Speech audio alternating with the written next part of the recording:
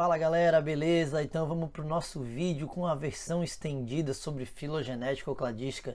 Sei que vocês pediram, o outro vídeo estava muito corrido, é um vídeo bem resumido.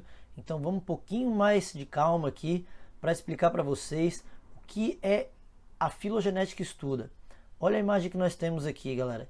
Isso aqui é um cladograma, mostra uma espécie A e um evento de cladogênese. Então a cladística se baseia nesses eventos de cladogênese, que são eventos de separação. Pode ter sido alguma catástrofe ambiental que separou aquela população em dois. E como elas estão isoladas, elas vão começar a ter acúmulos de mutações, chamadas anagêneses, que vão se acumular ao longo do tempo e dar origem a essas diferenças todas. Então o que a gente observa num cladograma são anagêneses e cladogêneses ao longo do tempo. Vamos analisar então com mais calma agora esses cladogramas para a gente poder entender direitinho o que eles representam. Então, quando nós temos a questão do cladograma ou dessa árvore filogenética, o que a gente pode observar com muita clareza são esses eventos de cladogênese que formam esses nós. Então aqui nós temos um nó, esse nó é um evento de separação, tá? Então esse nó indica o ancestral comum entre aquelas duas linhagens, a B e a C. E aí quando a gente tem esse nó, nós vamos formar os ramos. Então nós temos um ramo da espécie C, um ramo da espécie B. Isso vai nos mostrar ao longo do tempo. Então nós temos o tempo zero ali embaixo e lá em cima nós temos o tempo atual. Portanto, as espécies B e C são espécies que existem no tempo atual. Então é isso que um cladograma, uma árvore filogenética vai nos mostrar. E essa separação a gente chama de cladogênese. Por isso, cladograma o nome. Então vamos observar agora um cladograma um pouquinho mais complexo, onde a gente tem um número maior de espécies. Vários eventos de separação ali, que seriam os nossos nós, e vamos analisar algumas informações a respeito desse cladograma. A gente pode observar o seguinte: se tu olhar esse ramo A, ele tem a mesma idade daquele ramo que foi originar depois B, C, D, E e F. Então ali eu tenho um ancestral comum entre o ramo A, entre a espécie A, e todas aquelas outras espécies que surgiram depois. Então eles têm a mesma idade, eles se separaram naquele momento. Aquele momento é um nó. Podemos observar outras coisas também. E e F, por exemplo, eles são mais próximos porque eles se separaram mais recentemente. Então E e F são mais próximos entre si do que são com D, por exemplo, cujo ancestral comum entre eles está mais distante. D, E e F têm um ancestral comum ali também, naquele ponto da flechinha. Então eles são mais próximos do que em relação a C, que eles se separaram mais recentemente.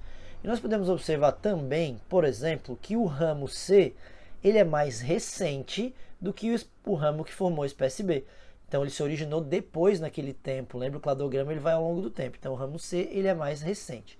E lá em cima a gente pode ver que E e F têm a mesma idade. Como eles se separaram juntos no mesmo período, aqueles ramos que formaram a espécie E e F têm a mesma idade. Então essas espécies têm a mesma idade. Agora nós temos umas coisinhas bem importantes que às vezes vocês podem enxergar um cladograma representado de maneira um pouquinho diferente. Temos um cladograma bem simples, as espécies A separando antes, depois o outro ramo separando B e C, e ele pode ser representado assim também. Reparem que é a mesma coisa. Eu tenho em algum momento um ancestral comum entre A, B e C, e depois B e C se separaram mais recentemente. Como B e C se separaram no mesmo período, eles têm a mesma idade, tu pode encontrar aquela situação invertida. Então tu pode botar o C no lugar do B e vice-versa, porque eles têm a mesma idade, eles se separaram no mesmo momento, no mesmo período. Então, por ter a mesma idade, tu pode inverter, pode encontrar invertido, e é exatamente a mesma coisa. Temos agora alguns conceitos bem importantes para trabalhar, e o mais importante deles é de grupo monofilético. Galera, a cladística ela se baseia em grupos monofiléticos, ela aceita só isso.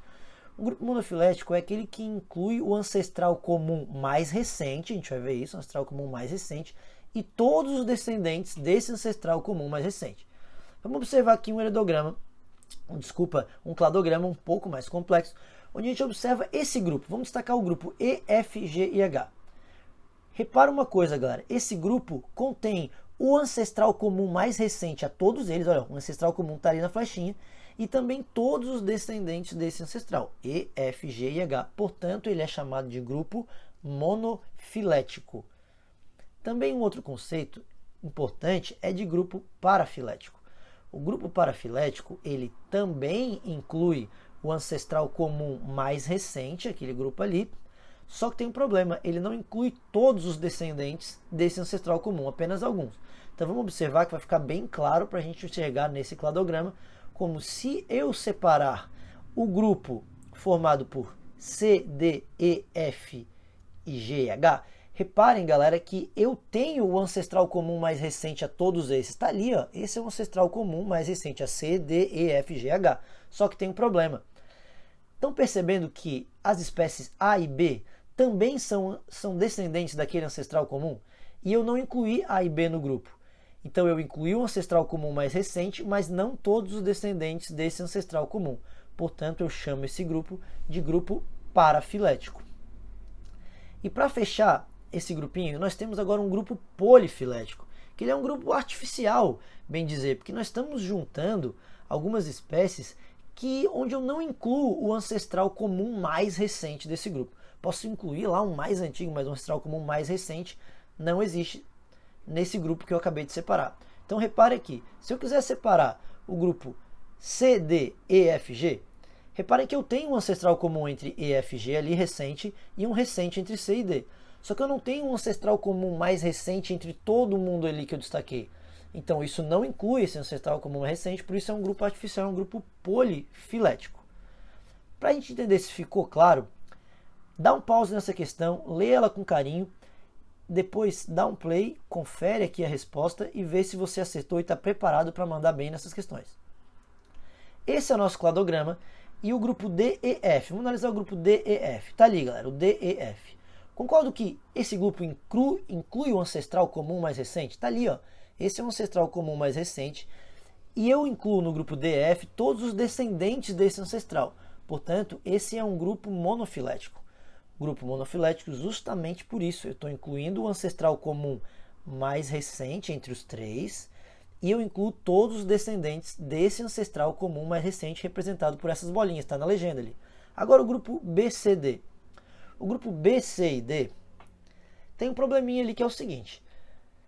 Eu não tenho, galera, o ancestral comum mais recente entre B e C está ali naquela bolinha e o D está lá longe. Então, a única coisa que eu posso incluir é o ancestral comum mais antigo que está representado ali. Só que o ancestral comum mais recente, que são essas bolinhas, eles não têm um ancestral comum mais recente. Por isso é um grupo artificial, é o grupo polifilético.